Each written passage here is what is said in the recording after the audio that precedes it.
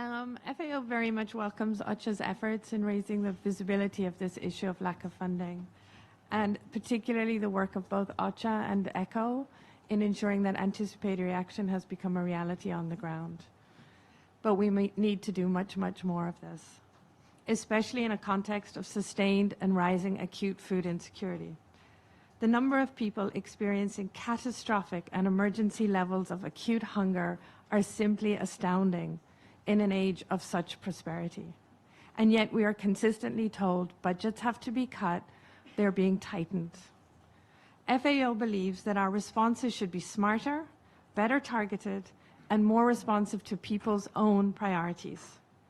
Emergency agriculture is cost-effective and enormously impactful, yet increasingly it is sidelined as funds are cut across the board.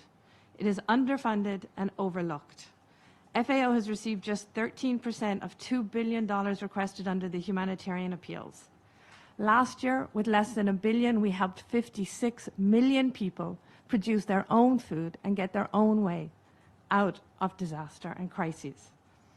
Across the Sahel, the main planting season is underway, and the funds received to support this have been poultry. In Burkina Faso and Mali, our appeals are just 6% and 4% funded. That means from now to October 2025, people will not be able to produce their own food. Millions of people will now rely on external food aid and the kindness of their neighbours. That will cost an awful lot more money. Food production is not the next phase. It does not come after life-saving responses. It is life-saving. It is the first phase, it is the next phase, and it is all phases of life. In Somalia, during the drought, we saw that people, as they fled their homes, all of us saw the images, pulling animals along with them. They were telling us what their priorities were, and we overlooked those. We can save lives and reduce needs at the same time.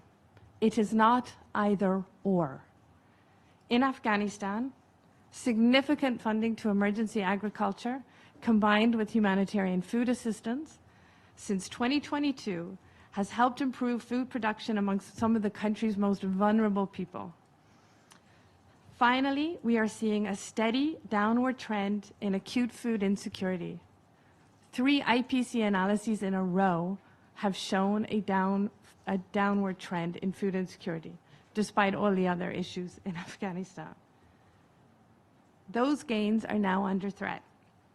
With resilience funding, FAO has helped local seed enterprises to produce between 50 and 60,000 tons of seeds in 2023-24, compared to 35,000 the year before.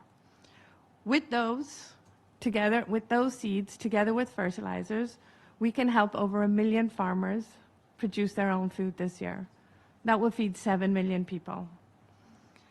Unfortunately, our HRP for Afghanistan is severely underfunded.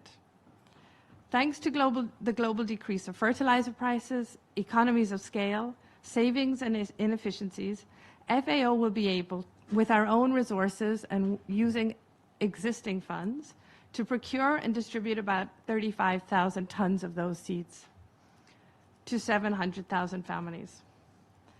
With no one other than FAO buying and distributing seeds, and with most farmers still too poor to buy themselves, more than 15,000 tons of seeds will remain unplanted if we do not get resources ahead of the winter planting.